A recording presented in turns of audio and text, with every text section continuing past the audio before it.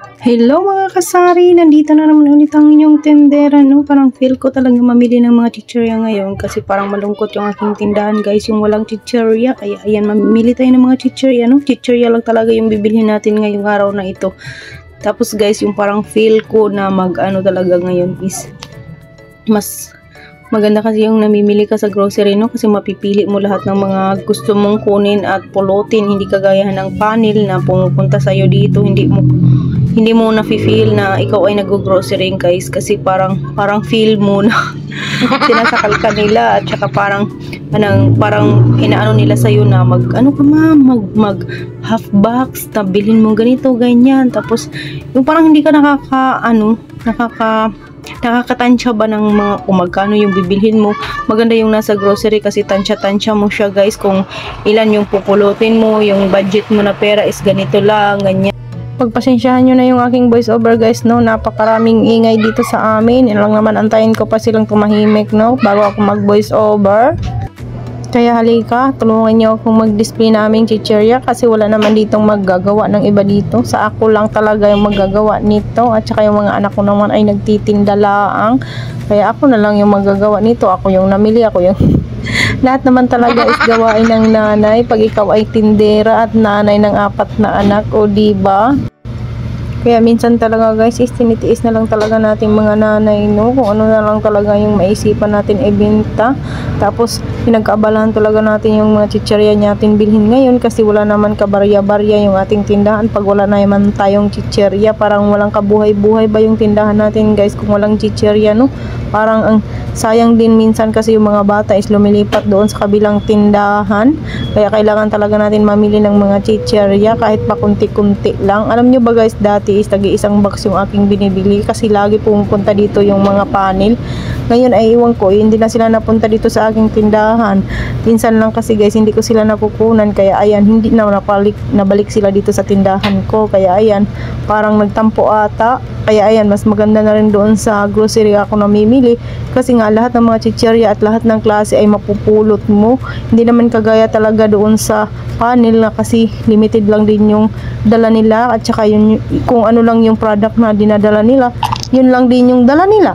Mas maganda din yung nasa grocery ka kasi lahat ng mga product or items na nandun sa grocery ay makukuha at mapupulot mo. O diba? Sa halagang 1,000 pesos lang, ang dami ng chichirya at iba-iba pa yung klaseng chichirya yung napulot mo.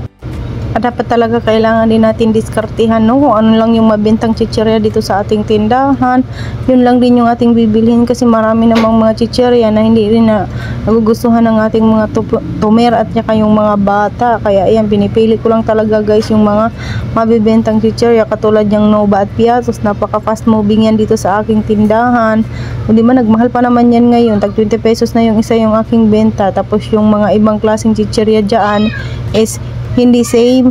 Yung mga katulad ng mga Oishi product, ayun, is mura siya guys. Pero yung benta ko naman yan lahat is 10 piso na, kagaya ng manghuan. Maraming klaseng chichirya pero pinipili ko lang talaga yung pinakamabenta at kung ano yung mga binibili ng mga bata dito sa amin. Tapos maganda talaga yung nasa grocery ka guys kasi napipili mo talaga yung mga chichirya doon na mayroong mga hangin.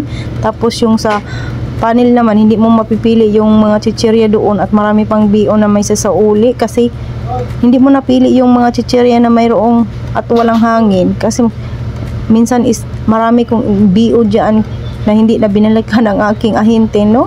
Nandyan sa tindahan at nalugi na hindi na nila isinuli sa akin. Kaya siguro din hindi na sila bumalik dito sa aking tindahan kasi nga is hindi na nila isinuli yung aking mga bio. Kaya nga parang nakakaano na rin, no?